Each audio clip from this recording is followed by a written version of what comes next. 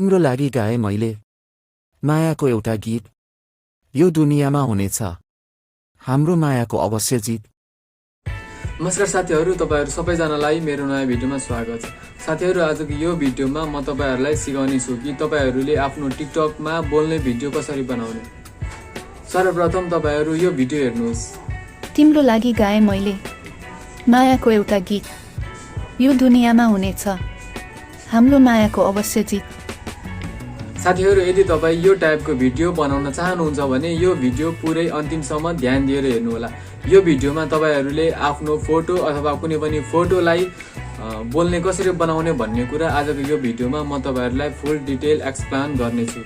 र साथीहरू, भिडियो सुरु गर्नुभन्दा अगाडि तपाईहरूले अहिलेसम्म यो भिडियोलाई लाइक गर्नुभएको छैन भने प्लिज एक लाइक गरिदिनु होला र च्यानलमा पहिलोचोटि आउनु भएको छ भने च्यानललाई सब्सक्राइब पनि गरिदिनु होला, किनभने म हजुरको लागि यस्तै यस्तै भिडियोहरू निरन्तर रूपमा लिएर आइराख्नेछु।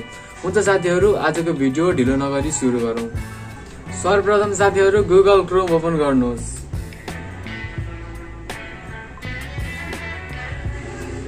ओपन गरिसके पछाडि सबभन्दा टपमा सर्च गर्नुहोस् D-ID गरी सर्च गर्नुहोस् र सबभन्दा टपमा देख्न सक्नुहुन्छ चोइस फर AI जेनेरेटेड, यसमा क्लिक गर्नुहोस्। त्यस पछाडि ट्राई इट नाउ भन्ने अप्सन छ, यसमा क्लिक गर्नुहोस्। त्यस पछाडि फेरि स्टार्ट फ्री ट्रायल छ, यसमा क्लिक गर्नुहोस्। यसमा क्लिक गरिसके पछाडि तपाईहरूले यस प्रकारको इन्टरफेस देख्न सक्नुहुन्छ। त्यस पछाडि जुन यहाँ माथि तीनटा डट छ, तीनटा डटमा क्लिक गर्नुहोस् र यहाँनिर यसलाई डेस्कटप भर्सनमा लानुहोस्।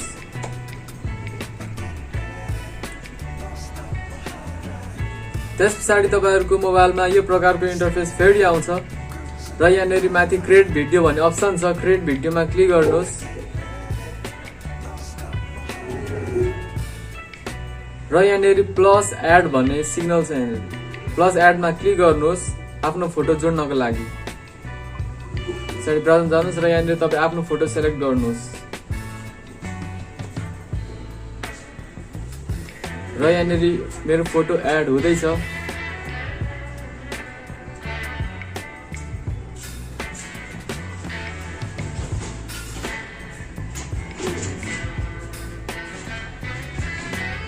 र यहाँनिर मेरो फोटो एड भइसकेको छ र त्यसको साइडमा तपाईँ देख्न सक्नुहुन्छ जुन स्क्रिप्ट भनेर लेखिरहेछ यहाँनिर र यहाँनिर तपाईँ यो फोटोमा के बोलाउन चाहनुहुन्छ त्यो यहाँ लेख्नुहोस्।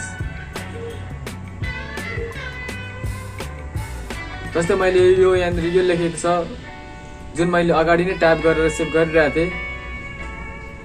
त्यस पछाडि तपाईँ यहाँ ल्याङ्ग्वेजमा देख्न सक्नुहुन्छ यसको तल म नेपाली बोल्न लाउँछु, त्यही भएर यसलाई म नेपालमा सेलेक्ट गर्छु। यहाँनिर ल्याङ्ग्वेज सेट गर्नुपर्ने हुन्छ, ल्याङ्ग्वेज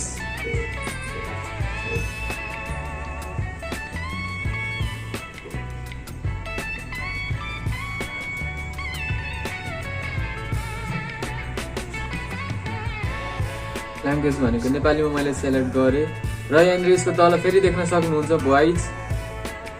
भोइसमा म मेलमा सेलेक्ट गर्छु।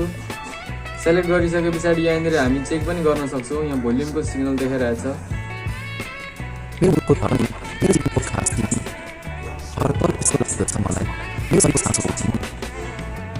त्यस पछाडि यो भिडियोलाई सेभ कसरी गर्ने, यो भिडियोलाई सेभ गर्नको लागि यहाँ माथि तपाईँ देख्न सक्नुहुन्छ जेनेरेट भिडियोमा क्लिक गर्नुहोस् र यहाँनिर फेरि जेनेरेटको अप्सन आएको छ, यो जेनेरेटमा क्लिक गर्नुहोस्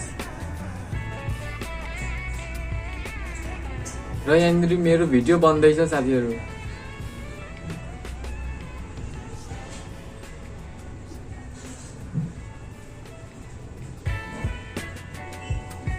र यहाँनिर मेरो भिडियो फुल्ली कम्प्लिटेड डाउनलोडेड भइसकेछ साथीहरू, एडिटिङ भइसकेछ। त्यसरी म तपाईँलाई यहाँनिर मेरो भिडियो कस्तो आयो भनेर चेक गराउने छु। यसमा मैले प्ले गरेँ।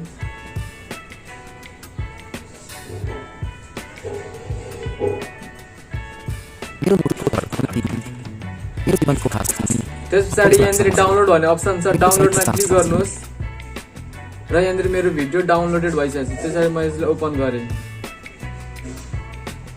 र मैले यसलाई प्ले मेरो गरेँ। मुटुको धड्कन तिमी, मेरो जीवनको खास तिमी, हर पल यस्तो लाग्दछ मलाई मेरो शरीरको सास हो तिमी। यो तरिकाले साथीहरू तपाईहरूले आफ्नो टिकटकमा कुनै पनि फोटोलाई बोल्ने फोटो यो तरिकाले भिडियो क्रिएट गर्न सक्नुहुन्छ। आशा गर्दछु तपाईहरूले यो भिडियो हेरिसके पछाडि कुनै पनि फोटोलाई बोल्ने भिडियो बनाउन सक्नुहुन्छ।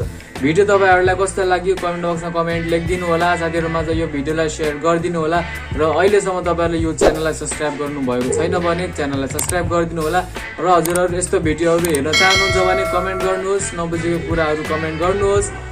हुन्छ, आजको यो भिडियोमा म तपाईहरूलाई यति सिकाउँदै बिदा माग्छु। धन्यवाद।